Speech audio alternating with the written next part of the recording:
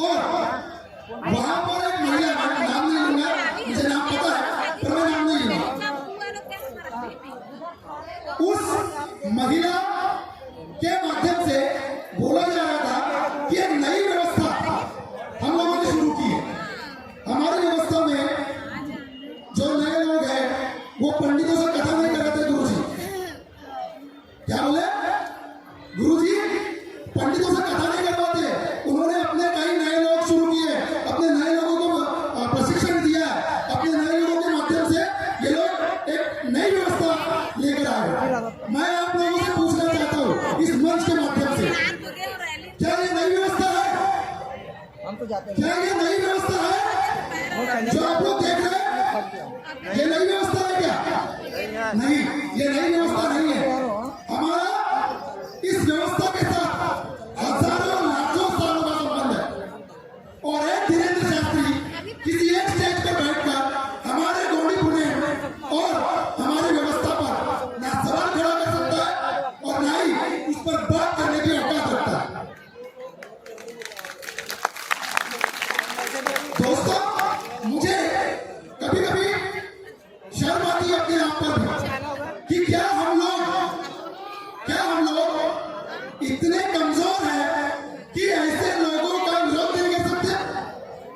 क्या हम लोग इतने कमजोर हैं कि हमारी व्यवस्था का पुरातन जो प्राचीनता है इसकी, उस प्राचीनता को हम लोग आगे नहीं ला सकते? क्योंकि आज जो हम लोग देख रहे हैं ना, ये लड़ाई दो चीजों के बीच है, प्राचीनता और आधुनिकता। प्राचीनता वो जिसके तहत हमारे पुरखों ने हमें व्यवस्था दी, जिसके तहत हमारे पुरखों ने गौमो किया, संस्कृति का सम्मान किया और एक परंपरा, रूढ़िवाद, रीति रिवाज के नाम पर हम लोगों के हाथ में विरासत दी। पर हो क्या रहा है? हो रहा है अतिक्रमण। क्या हो रहा है? अतिक्रमण। किस चीज का अतिक्रमण? तो धार्मिक और सांस्कृतिक अतिक्रमण, धार्मिक और सांस्कृतिक दूषितीकरण। क्या है वो?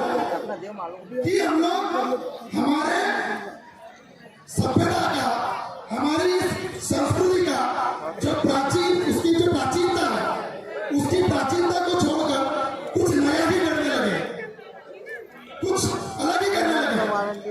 और इस वजह से कई सारे लोगों के मत अलग अलग है।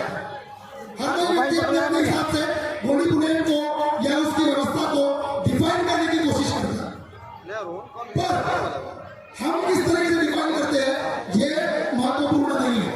महत्वपूर्ण ये है कि प्राचीनता क्या होता था और उसका वैज्ञानिक दृष्टिकोण क्या था, उसका हमारे रीति रिवाजों का अर्थ क्या है और उसका वैज्ञानिक संबंध हमारे संस्कृति के साथ कैसा है।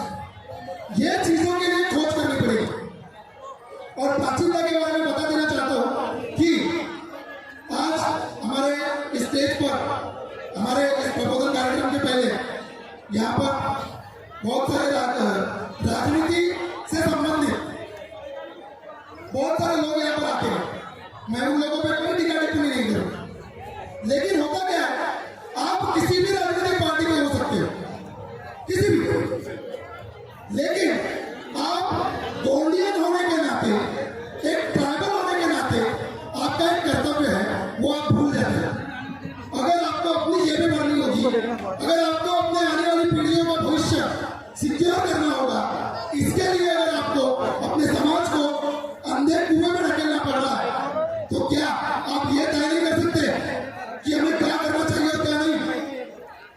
और इसीलिए मैंने एक चीज देखी थी उसी वीडियो में, धीरेन्द्र शास्त्री वाले, जिसमें वो नेता विशेष जो आज आए थे या नहीं मुझे नहीं पता, वो नेता विशेष एक आश्वासन, वो जो सभा थी धीरेन्द्र शास्त्री जी की, उस सभा में एक आश्वासन देते हैं। और आश्वासन क्या देते हैं कि हम भी मध्य प्रदेश में सिवनी में आपकी कथा करवाएंगे। क्या जरूरत है? क्या जरूरत है उनकी कथा करवाने की? एक ट्राइबल इलाके में उनकी कथा करवाने की क्या जरूरत है, जबकि आदिवासियों का हिंदू धर्म से कोई लेना देना नहीं।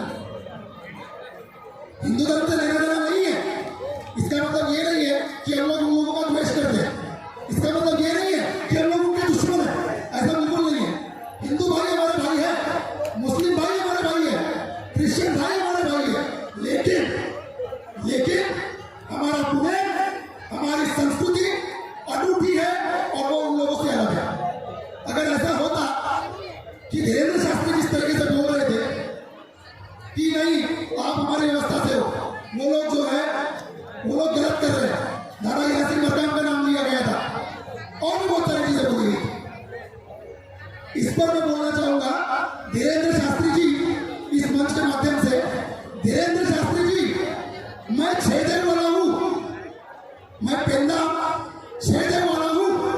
अगर आपकी और मेरी दोनों की संस्कृति एक है, अगर आपका और मेरा दोनों का धर्म एक है, तो बताइए आप कितनी देर वाले हैं?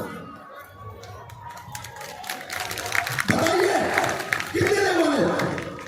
आपका गण गोत्र बाना क्या है? आपकी वंश विविधता कौन सी है? आपका बानाधारी मुठुआ कौन है? ये सब पता है, तब मैं मानूंगा कि आप उनकी और हमारी संस्कृति है। हड़प्पन सिविलाइजेशन, सिंधु सभ्यता चीख कर बोल रही है कि हिंदू देवी देवताओं में कोई भी देवी देवता सिग्मोहर नहीं पहनता। पहनता है क्या? नहीं पहनता।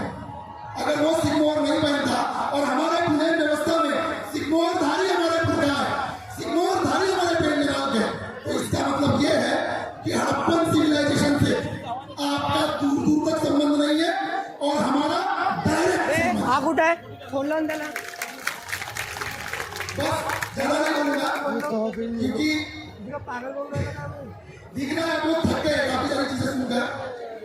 अगली बार देखेंगे, अगर समय मिला, थोड़ा जल्दी मिला तो जरूर बात करेंगे। काफी सारी बातें मुझे ज्वलंत मुद्दों पर बात करनी थी, इसलिए मैंने वही मुद्दे बोले जो मुद्दों को आपके सामने रखना मैं चाहता था। अंत में मैंने जो कविता हमारे शहीदों के लिए लिखी है, गुरुवार के लिए जिन्होंने प्राण दिए, ये भी कैमरा चालू उन सबके लिए लिखी है, वो बोलूंगा। कुछ नहीं लॉक है। तो कविता ऐसी है दोस्तों, खोल देना वीडियो डायरेक्ट। उस दिन जो किया था तुमने कम कर दो ना, दोहरा न पाया आज तक कोई। उस दिन जो किया था तुमने ओके, दोहरा न पाया आज तक कोई। तेरी वीर गति को सुनकर, तेरी वीर गति को सुनकर गोंडवाना की जनता रो। तेरी वीर गति को सुनकर गोंडवाना की जनता रो। तेरी वीरता का बखान पल पल यह इतिहास करेगा। तेरी वीरता का बखान पल पल यह इतिहास करेगा। जब जब होगा वीरों का स्मरण, जब जब होगा वीरों का स्मरण, तुमको भी वो याद करेगा। जब जब होगा वीरों का स्मरण, तुमको भी वो याद करेगा। शब्दों में भी न वर्णित हो, वही किया था। शब्दों में भी न वर्णित हो, ऐसी तेरी वीर गाथा है। शब्दों में भी न वर्णित हो, ऐसी तेरी वीर गाथा है। और तेरी उस वीरता के आगे, तेरी उस वीरता के आगे यह सोडुम शीश झुकाता है, यह सोडुम शीश झुकाता है, यह सोडुम शीश झुकाता है। सुरुवात सेवा, सुरुवात सेवा, सुरुवात सेवा, सुरुवात सेवा।